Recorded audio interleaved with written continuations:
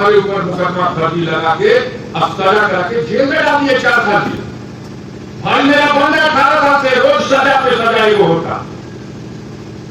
मेरी बहू गई थी अपने पति से मिलने, मेरा बेटा विधायक का मुख्तार का बेटा अब्बास से रोज जेल में बंद है, उसकी पत्नी गई मिलने, उसको भी बंद कर दिया, कहा तैयारी दिया अपने पति के भगा के ले जाए। क्या आरोप लगाते हो? शर्म नहीं है? महाभारत में भी हजारों लाखों कट गए लेकिन महिलाओं में हथियार नहीं उठा था, लेकिन इन बेईमानों को शर्म नहीं आती। आयुक्त नियुक्त किए जा रहे हैं, वहां बेईमानी कर रहे हैं। अभी अधीर रंजन का बयान आ रहा कि बड़ी बेईमानी हो गई आयुक्तों की नियुक्ति में। माननीय सर्वोच्च न्यायालय में मुकदमा आकर बहस है, देखिए क्या होता है। मशीन में धांधली का लगातार आरोप लग रहा,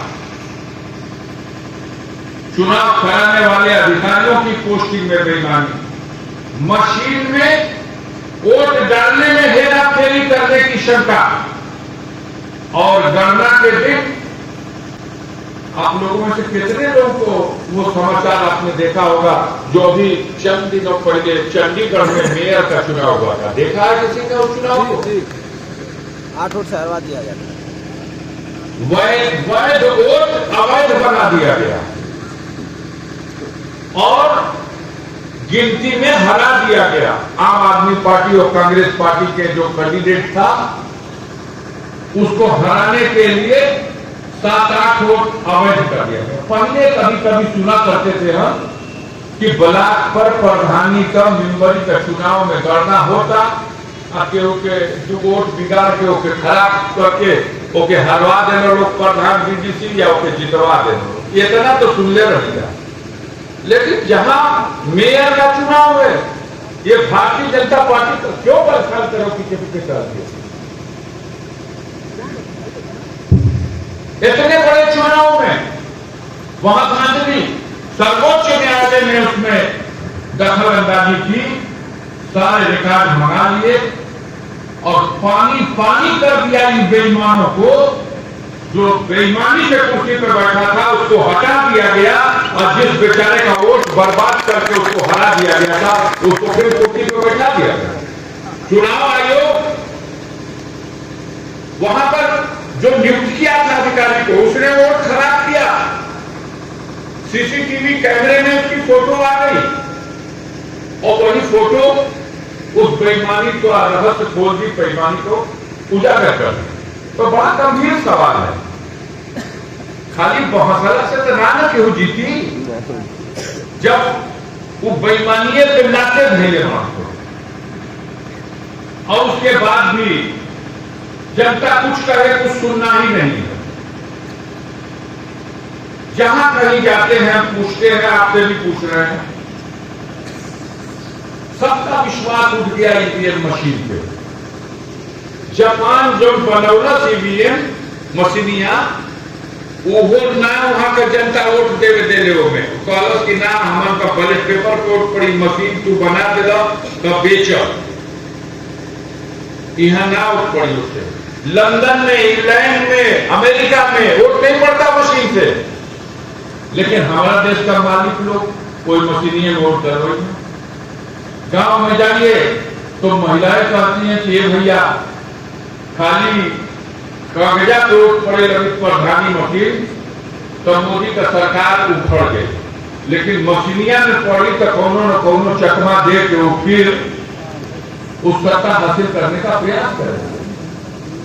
हर जगह पूरे देश में, सुप्रीम कोर्ट में, हाई कोर्ट में, विधानसभाओं में लोगों ने प्रदर्शन करके दिखा दिया कि देखो हेलमेट और दरवाजा पे हिलने जाता। ऐसा हो सकता है, एक बदल था, लेकिन बदलने को तैयार नहीं था। इससे शक होता है कि आपकी योजना बेईमानी की है। अभी आप सूची तो दे नहीं पाए कि कौन चुनाव लड़ेगा। 195 लोगों की सूची आई। अब देश में लोकसभा की सीट है 545, मात्र 545 में 195 आदमी तय कैला जा रही भाजपा का लोग कि हमारा पार्टी से ही चुनाव लड़ना, और नरेंद्र मोदी जी चिल्लाते हो कि 400 से पार। कैसे? इसलिए कि आपको कोई धोखा करना है, आपने मन में कोई प्लान बना दिया है। अब 195 में 8 गोड़ा तक भाग गए तो बीच के हमनी का नाम लड़ गए, हमन का नाम आई हो भैया वापस कर ल जा, हमन का चुनाव ना लड़ जो समाचार पढ़ा देखला है कि ना। ओकरा बादो अभी 4 लोग का पार जीतत हो। उत्तर प्रदेश में तो कहत हो कि 80 में 80 जीतल जाए, सूची आयल बा 51 गो, लेकिन 80 जीती हम। अब वही गाजीपुर में नाम ना दे पहले लोग की के आई, लेकिन 80 जीती हम। तो कैसे जीती हम भैया? यही से कि अब तोहरा के खेला करे के बात हो। आप लोग बैठे हैं, बताइए, हम आपसे परीक्षा लेना चाहते हैं। यहाँ हमारे मीडिया के विभाग में कितना लोग ही चाहते हो कि मशीन में वोट पड़े के चाहिए, कितना लोग ही चाहते हो कि बैलेट पेपर से वोट पड़े के चाहिए। बैलेट पेपर वाला हाथ उठावा जाए, ये मशीन में चाहत हो के उमर हाथ उठाओ। बैलेट पेपर वाला, ये बैलेट पेपर से वोट पड़ो। इस देश में ई व्यवस्था आ जाओ, कभी हाथ उठा दो, कभी फोटो बना लो भैया। देखा भाई जनता आगे से पीछे तक सब चाहता कि ना वोट बैलेट पेपर से पड़े के चाहिए। गिराओ जा भैया। अभी बताओ कि वो ऐसा बात यही चाहता कि नहीं मशीने में वोट पड़ो, कोई भी नहीं है। यही दृश्य हर जगह है, हर जिला में है, हर तहसील में है, हर विकास खंड में है, उत्तर प्रदेश में है, दिल्ली में है, पंजाब में है। हर जगह का जनता चिल्लाती है कि ये खेला होता, धोखा होता। लेकिन हमारे देश के चुनाव आयोग के लोग अंधे और बहरे हो गए। हमारे देश की सरकार इस बात को सुन नहीं रही। न्यायपालिका पर एक भरोसा है, वहां भी याचिका दाखिल है, बहस चल रही है। देखिए आगे आने वाले दिनों में क्या रिजल्ट आता है, लोग मतदान कैसे कराते हैं। लेकिन अभी तो हम लोगों को इस धोखाबाजी के माहौल में अगर परिवर्तन लाना है तो तैयारी करे के चाहिए कि ना करे के चाहिए? बोलो जाए तो अकेले तैयारी गोपाल यादव बढ़िया तो हो जाएगी, सबके हाथ बटावे के पड़ी। राजेंद्र भाई खाली लिस्ट बना दिया तो काम चली कि बूथ वालन के सेक्टर वालन के आवे के पड़ी? बोला जा कि खाली नहीं तो अधिकृत कर दे बना जा कि तुम लिस्टिया बना दो, क्यों ना तुम बना दे बहुत। इनको मदद करिए कि आए सब लोग और अपनी जिम्मेदारी को निभाए सब लोग। बड़ा गंभीर सवाल है। ये जो सरकार बैठी हुई है दिल्ली में, ये 10 साल पूरा कर दी और नरेंद्र मोदी ने 10 साल में देश का भट्ठा बैठा दिया, पूरा भट्ठा बैठ गया। बहुत से पे लिखे हो चुनाव का समय बा, आओ भैया मोदी का लेफ्टिनेंट लोग बताओ। मोदी जी कहते रहो कि देश में बहुत भ्रष्टाचार बा, यहाँ का कालाबाजारी करे वाला सरकार का टैक्स चोरा के और रुपया कुल ले जाके धर दे स्विट्जरलैंड का बैंक में। और स्विट्जरलैंड का बैंक में जो पैसा भई बा, वो पैसा के अगर हमारे का सरकार बन जाए तो 100 दिन के अंदर वहां से कार लिया हो जाए और देश में लिस्ट बना के 15-15 लाख रुपया घरे घरे पहुंचा दिया जाए। अपन वही हमको पूरा छपियाते एलियो पहुंची गई हुई। अगर कहीं कहीं नहीं के पहुंचा तो ये बुझ जा कि आके बैंक में अड़कल बा, सर्वर डाउन हो गई बा। जब सर्वर काम करे लगी, अंकित भारती जी से कहा जा कि चल के जल्दी से मैनेजर से मिल के ओकर सर्वर ठीक कराओ, तो उन्होंने कहा कि मिल जाओ भैया। धोखा दे दिया जनता को और जनता ने समझा कि 15 लाख रुपया बटाई, जनधन का खाता खुल गए, बैंक में लाइन लग गई। अब पहला पे बहुत तो मजाक में कहीं जाओ, चुनाव का जुमला रहोगे। अब तुम जनता को धोखा देते हो, वादा करते हो, अब काम बन जाता है तो कहते हो कि तो जुमला दे ले रहो जा। अच्छा चलो वो मान लेनी, मत लिया वो वहां ले हमारे जो लेके भगा दे रहा। आप लोग नीरव मोदी का नाम जानते हैं? जो लोग नीरव मोदी का नाम जानते हैं हाथ उठाएं। बहुत आदमी जानते हो। ठीक देवता भारत को 9,000 करोड़ रुपया धोखा फरेब करके बैंक से कर्जा का नाम पे ले ले और लंदन भाग गए। मेहुल चौकसी 12-11 हजार करोड़ रुपया ये लेके ऑस्ट्रेलिया भागे। ललित मोदी, नीरव मोदी इस 7,000 करोड़ और 8,000 करोड़ रुपया इस चुरा करके लेके भागे। ये भैया विदेश लंदन भाग पहुंचो तो लंदन जाए खातिर पासपोर्ट बनी कि ना बनी है कि दिलदार नगर का छुटछुटिया में चढ़ के पहुंचे तो के बनाई पासपोर्ट, कहां से आई वीजा का बगैर मिले चल जाए केहू विदेश, अच्छा आ सकेला केहू विदेश से। ये भारत सरकार की जिम्मेदारी है। एक ने 30 को भागे पहुंचो, 29 को गुजराते का हो गाना गावे सैया भैया को तवाल अफजल कहेगा। लूट लिया पूरे देश को, कहला कि हम 100 दिन में कार लिया जितना रुपया बाहर भेजे पड़ते हमें से चकबंदी हो गई भारत। उनके बातों का खोट है। कहला कि अरे बाप रे बाप, एक बार हमके मौका देके देखा जा, मैं जितना बेरोजगार घूमत हूं तो सड़क पे इस फौज से बढ़िया फौज बाई हमको। हर साल 2 करोड़ बेरोजगारों को मैं रोजगार दूंगा। मोदी का ये वादा याद है?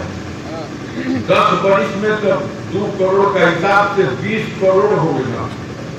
20 करोड़ बेरोजगारों के नौकरी मिल जाए तो भारत में कुल 25 करोड़ परिवार का 140 करोड़ की जनसंख्या है, दुनिया का सबसे बड़ा आबादी वाला देश, लेकिन परिवार कितना बा? 25 करोड़ परिवार। अब मोदी जी अगर अपना वादा पूरा करता तो 10 वर्ष में 20 करोड़ नौजवान नौकरी पाते तो घरवा में 2-3 को नौकरियां होगी। मिल गई नौकरियां बोले जेके मिल गए तो बोली है जमा, लेकिन जेके नहीं मिला ओके कुछ तो जोड़े के पड़ी। नौकरी नौजवानों को, बेरोजगारों को मिली, नौकरी का वादा धोखा। नौकरी दिया है और रात और दिन ड्यूटी बाद में भैंस को नहीं हुआ। ये क्या करें? अभी 10 दिन पहले कहना तो कि हम भर्ती करत है जा 7400 रुपया फार्म का वसूला लेकिन ना वसूला ले बोल रहा 100 भरवाई लागल कि ना होके फर्म आज जाके इम्तहान दे के लड़का बड़ा खुश। एक भैया एक सेंटरों दूर ना भेजना तो एक कल्याण निश्चित बा। 60 लाख नौजवानों ने परीक्षा दिया। अब बिहार में परीक्षा कैंसिल काहे भैया? तो में पेपर लीक हो गए। शर्म नहीं आ रही? जो सरकार एक परीक्षा नहीं करा सकती उस देश के नौजवानों का भविष्य कहां ले जाएगी?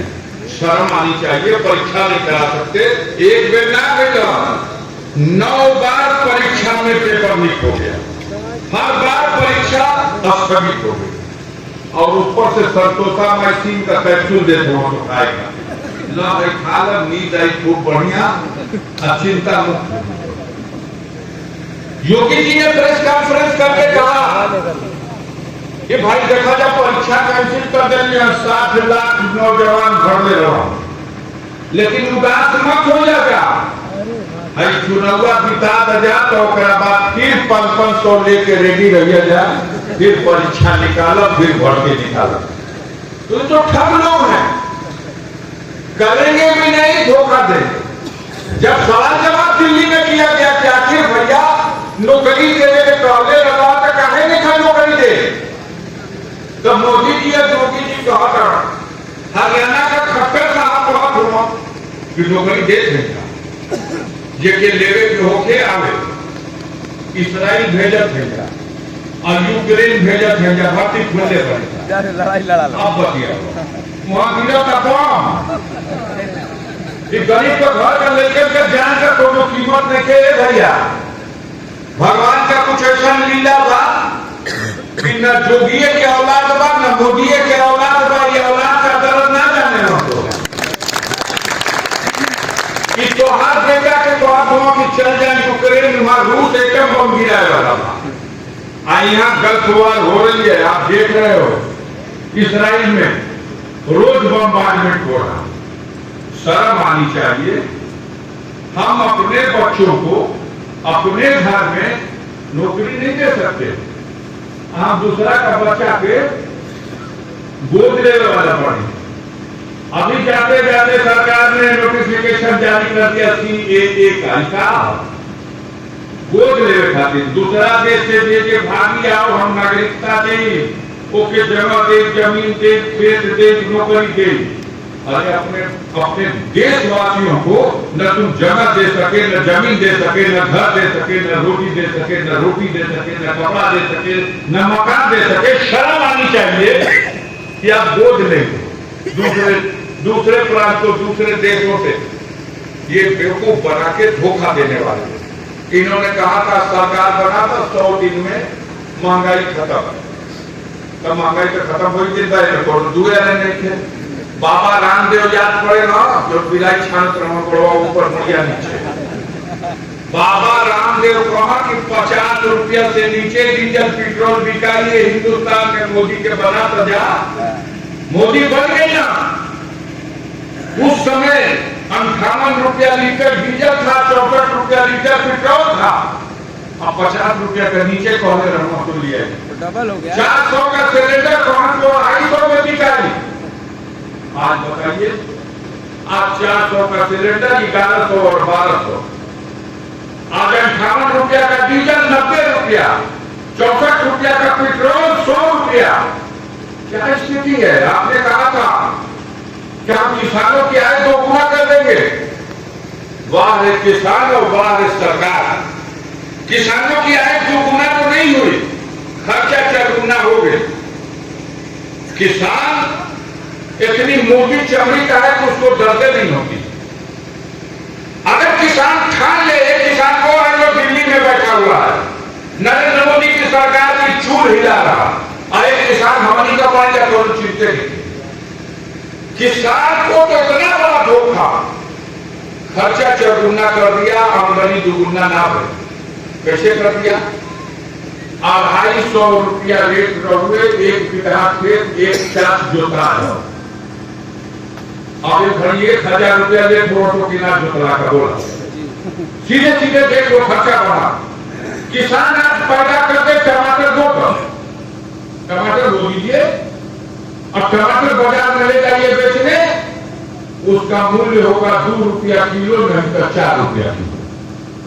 और जब अदानी अंबानी के गोदाम में पूरे देश के किसानों का टमाटर ले आके भर भी हम लोग, तो इसी देश में इसी साल बिका है टमाटर 50 रुपया किलो और 60 रुपया किलो।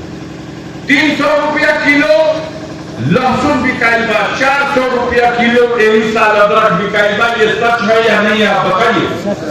ये कैसी दुर्व्यवस्था? यही महंगाई खत्म हुई। आपने देश की जनता की कमर तोड़ दी। भ्रष्टाचार, बेईमानी चरम सीमा पर। कहीं चले जाइए कोई सुनवाई नहीं, कोई सलाम लेने वाला नहीं। सम्मानित प्रधान लोग अपना थाना पे चल जाए, एक मोटरसाइकिल ना छोड़वा सकते हो। वो कहां जाके कि दरोगा के कागज हम 2 दिन में धरवा दी, मामला दिमाग में छोड़ दो, नहीं छोड़ सकते। किसी बाप मर गया, बेटा की वसीयत होता है, एहू में 4 गुना बढ़ा दे तो 2000 रुपया ले कोर्ट में वसीयत कर। आपके बाप का मृतक का प्रमाण पत्र दे दो, सबको नामा चढ़ैला में तहसील में बेईमानी, थाना में बेईमानी, ब्लॉक में बेईमानी, बिजली विभाग में बेईमानी। मोदी ने कहा था कि घर घर हम बिजली फ्री देंगे। कितना गरीब को हम मड़िया नमस्कार भाई आगे ना नहीं। मोदी जी कहना कि पैसा में घर ना हो तो मड़िए में टांग कर तू मीटर टांग दे तो। अब 3 महीना के बाद घूम के आ करके कि 3 वर्ष का 70,000 दे दो। अरे सरकार अभी तो 3 महीना पहले टंगली ना तुहार जरूरत रहो 3 वर्ष हो गए 3 वर्ष का तो लड़का नोटिस रोज छापा होता कि नहीं हो। माननीय अखिलेश जी की सरकार की कभी बिजली विभाग का छापा पड़ा ये क्या कर रहा है। हर सरकारी विभाग जनता को चूसने के लिए लूटने के लिए हर तरह से उसके ऊपर हावी होने के लिए आज डर के मारे जनता सांस लेने के लिए का बोलो और का बोले। देखा कि बड़का बड़का नेता लोगों की ईडी वाला टांग ले जाते झारखंड का मुख्यमंत्री हेमंत सोरेन राजभवन से उठा लेकर जेल में डाल दिया गया। दिल्ली का उप मुख्यमंत्री मनीष सिसोदिया आज भी तिहाड़ जेल में बंद है उठा ले गए। महाराष्ट्र के मंत्री को उठा ले गए। हमारे राष्ट्रीय अध्यक्ष अखिलेश यादव को सीबीआई ने नोटिस भेज दिया। हमारा का कितना खातिर करेगा तो कुछ खबर मिला ना बिना तो हम लोग के पास हम लोग खातिर का खबर मिला ना का यहाँ का फिक्र ले रही मोदी का कलेजा का टुकड़ा रहा हम मनोज सिन्हा उन्हीं के चुनाव में तोहने लोग का आशीर्वाद से 1.25 लाख अंतर से हरा करके उनके भेजे। अब तो अरे बाप रे बाप एक पिछवा का फूल गरीब गोलिया जाता होता था एक पैसा हो आपका कहता कि लड़ी से उठा इतना अत्याचार किया है इन्होंने। बुलडोजर लगा के 5 साल हो गया। अब खलत हो तो खाली स्कूल गिरा दे लिया घर गिरा दे लिया अस्पताल गिरा दे लिया उनका फार्म हाउस उजाड़ दे लिया बगीचा खरमा दे लिया खेत जब्त कर लिया बैंक का खाना बंद हो गई। हमारे ऊपर मुकदमा फर्जी लगा के अब सजा करा के जेल में डाल दिए 4 साल की।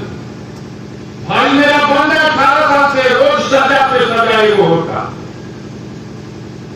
मेरी बहू गई थी अपने पति से मिलने। मेरा बेटा विधायक का मुख्तार का बेटा बात से रोज जेल में बंद है उसकी पत्नी गई मिलने उसको भी बंद कर दिया। कहा तैयारी भी आप पति के भगा के ले जाए। क्या आरोप लगाते हो शर्म नहीं है। महाभारत में भी हजारों लाखों कट गए लेकिन महिलाओं में हथियार नहीं उठा था। लेकिन इन बेईमानों को शर्म नहीं आती। उस परिवार को तुम इस तरह से उजाड़ रहे हो जिस परिवार ने देश की आजादी की लड़ाई में कुर्बानी दी है। जब देश गुलाम था तो हमारे परदादा थे डॉक्टर मुख्तार अहमद अंसारी। तब वो इंडियन नेशनल कांग्रेस के प्रेसिडेंट चुने गए थे 1926-1927 में। हमारे उस पूर्वज ने जब महात्मा गांधी ने कहा था कि डॉक्टर अंसारी दिल्ली में कांग्रेस पार्टी के पास केंद्रीय कार्यालय नहीं है। डॉक्टर अंसारी ने अपनी कोठी दारुल सलाम जो दरियागंज की कोठी नंबर 1 थी उसकी चाबी दे दिया था महात्मा गांधी को कि ले जाइए कांग्रेस पार्टी का कार्यालय खोल लीजिए। देश के स्वतंत्रता संग्राम में आंदोलन की रूपरेखा तैयार करने के लिए ये मेरी कोठी समर्पित है। आज उस परिवार को तुम जेसीबी से खरमा रहे हो। खाना खाना खाना खाना तुम चाहते हो मेरा मनोबल टूट जाएगा। हमको सजा करा दिए हमको जेल में डाल के चढ़ाई से सुला दिए। खैरियत पूछवाते थे कि मैं टूटा कि नहीं टूटा। मैं नतमस्तक होने वाला नहीं। मैं उस परिवार का सदस्य हूं। मेरे शरीर में उन पूर्वजों का खून है जो ब्रिगेडियर उस्मान साहब जब देश आजाद हो गया था तो कश्मीर की सीमा पर जब पाकिस्तान ने आक्रमण किया तो भारत की जो पहली सेना कश्मीर बचाने के लिए भेजी गई उसके कमांडर थे ब्रिगेडियर उस्मान वो मेरे पूर्वज थे। उन्होंने पाकिस्तान की सेना के खिलाफ लड़ाई लड़ी। झाकर घाटी फिर से जीत लिया। मोहम्मद अली जिन्ना जो कायदे-ए-आज़म कहे जाते थे पाकिस्तान के उन्होंने प्रस्ताव भेजा जिन्ना आप पाकिस्तान चले आओ। ब्रिगेडियर उस्मान तुम पाकिस्तान चले आओ हम तुम्हें पाकिस्तानी सेना का जनरल बना देंगे। ठोकर मार दिया उनके प्रस्ताव को कि मैं हिंदुस्तान की मिट्टी में जन्म लिया मर करके भी इसी मिट्टी में दफन होना गर्व। जिन पूर्वजों ने देश की आजादी के लिए, देश की सीमाओं की रक्षा में अपने प्राणों की आहुति दी थी, ब्रिगेडियर उस्मान पाकिस्तान की सेना को लड़ते हुए नौशेरा घाटी जीत लिए, झांझर घाटी जीत लिए और 3 जुलाई सन 1948 को उसी लड़ाई में कश्मीर के नौशेरा घाटी पर वो शहीद हो गए। मरने के बाद वीरता के लिए उन्हें महावीर चक्र मिला। भारतीय सेना गर्व करती है उस अपने बहादुर शेर पर। शेरे नौशेरा का नकब दिया गया उनको। मैं उस परिवार का सदस्य हूं और आज उस परिवार का जेसीबी लगा के जड़ खोदते हो। मैं डरने वाला नहीं हूं। बदल दो, ताज बदल दो। उनको उम्मीद थी कि ये डर जाएगा, लेकिन मैं दूसरी मिट्टी का बना हूं। मैंने कहा डरने वाला नहीं हूं। बाबा साहब भीमराव अम्बेडकर ने संविधान में रास्ता दिया है। जब तक देश में रूल ऑफ लॉ है, जब तक देश में कानून का राज्य है, तब तक कानून को और संविधान को मानने वाले उसी रास्ते से तुम्हारा मुकाबला करेंगे। हम हाईकोर्ट गए, हाईकोर्ट में अपील मेरी मंजूर हुई सुनवाई के लिए, मेरी जमानत मंजूर हुई, मैं बाहर आया, मैं सुप्रीम कोर्ट चला गया अपनी अपील में। माननीय सर्वोच्च न्यायालय में अपील पे जब बहस हुई तो गाजीपुर के न्यायालय ने जो अफजल अंसारी को सजा का आदेश सुनाया था, उस आदेश को निलंबित कर दिया हमारी अपील के सुनवाई होने पर। लोकसभा से अधिसूचना जारी हुई, अफजल अंसारी की संसद की सदस्यता बहाल कर दी गई। चुनाव आयोग ने जो मुझे अयोग्य मान लिया था कि पर्चा ना भरे कोई बात, उसने योग्य मान लिया कि अब आप पर्चा भर सकते हो, क्योंकि माननीय सर्वोच्च न्यायालय का आदेश आ गया कि आप योग्य हो। अब 94 तो 80 सीट जीती ना तो गाजीपुर में लड़ी के ओकर सूची में नामे नहीं क्या हुआ। अब एलजी साहब पीछे कर लेना दो। अब अपना बेटा के भेजल हुआ कि देखो कहीं से बटैया मंगाओ तो लोग मतलब होता कि बाघ सिंह नहीं हो तब सिंह ना लिया जाए लिया भैया क्या करे कि गाजीपुर को वन विभाग का जंगल थोड़े है। एक भागो गिरहत बारो बिगड़े से बिगड़े सारा भैंसा आवे ना तो उनके फटक के नाच के छोड़ देना कि जा चल जा ढेर प्रेरणों को मोड़ के कोशियों डाल देना तो कुछ दिन पूछा जाएगा। गाजीपुर धरती वीरों की धरती है। यहाँ गुंडों और अत्याचारों से डरने वाला कोई नहीं है और न डरेंगे। कायर रोज पैदा होता है, रोज मर जाता है, और वीर एक बेर पैदा होता है, एक बेर मरता है। हमारा मानना है कि उस दिन ऊपर वाला परवाना कर देगा, उस दिन कोई रोक नहीं सकता। अब जब तक वहां से परवाना नहीं करता है, कोई माई का लाल सामने आ जाए, मैं डरने वाला नहीं हूं, मैं मौत की परवाह नहीं करता। हम लोगों ने हमेशा गरीबों की मदद की है। सताए हुए लोगों को जब वो आंसू बहाते आए, कभी उनसे नहीं पूछा कि तुम्हारी जात और धर्म क्या है।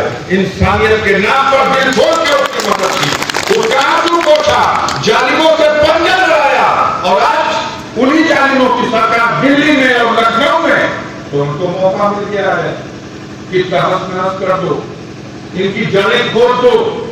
खोदा 5 वर्ष से जेसीबी का सूढ़ टूट गए।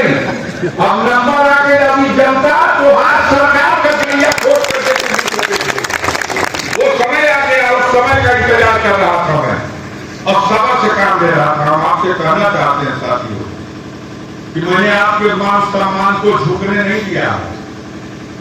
गरीबों के मान सम्मान की लड़ाई में हमेशा गरीब का पक्ष लिया है, हमेशा गरीब का साथ दिया है, और आज मौका है आपकी अदालत में।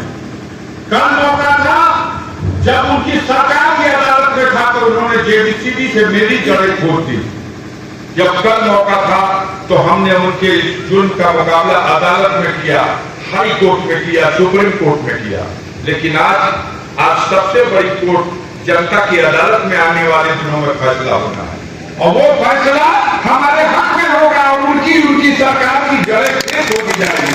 पिछला चुनाव 1.25 लाख का अंतर था, इस बार उस रिकॉर्ड को गाजीपुर की जनता खुद ही तोड़ देगी। बस इसी अपील करने के लिए आपके बीच में आया हूं। माननीय अखिलेश यादव जी ने कहा था, गाजीपुर की जनता से और नौजवानों से मेरी तरफ से कह दीजिएगा कि ये जुल्मियों की सरकार जो बेरोजगारों की फौज खड़ी कर दिया, और जब बहुत दबाव पड़ा तो सेना में भी 4 साल की भर्ती, वो भी अग्निवीर के नाम पर वो जो नियम बना दिया। अगर सरकार आ गई, इंडिया की सरकार बनी, माननीय अखिलेश यादव जी का मानना है कि इंडिया की सरकार बनेगी तो अग्निवीर वाली जो प्रथा है इसको समाप्त करके पूरी भर्ती की व्यवस्था हम लोग फिर से सेना में करने का काम करेंगे। हम लोग की सरकार बनी तो गाजीपुर में कई एक महत्वपूर्ण काम है जो आज तक नहीं हो सके। 350 से ज्यादा डिग्री कॉलेज है। सबसे पहले गाजीपुर में एक विश्वविद्यालय, केंद्रीय विश्वविद्यालय की स्थापना होगी। जैसे ही केंद्र में इंडिया गवर्नमेंट की बनी तो पूरा प्रयास होगा कि गाजीपुर में हमारे स्पोर्ट्स में रुचि रखने वाले नौजवानों को तरक्की देने के लिए स्पोर्ट्स कॉलेज की व्यवस्था किया जाए। स्पोर्ट्स कॉलेज, केंद्रीय विश्वविद्यालय और ये अग्निवीर की भर्ती के नियम को समाप्त करके पूर्ण भर्ती का नियम, और जितने कर्मचारियों की पेंशन रोकी गई है उन कर्मचारियों की पेंशन की जो मांग पूरे देश में आंदोलन चल रहा, अगर इंडिया की सरकार बनी तो फिर से वो उनकी पेंशन दी जाएगी। और इस सरकार में जो कर्मचारी रखे जाएंगे वो पूरे कार्यकाल के लिए रखे जाएंगे और नियमानुसार उनको रिटायर होने के बाद पेंशन भी दिए जाएगी। तमाम और कार्यक्रम है। अगली बार जब 23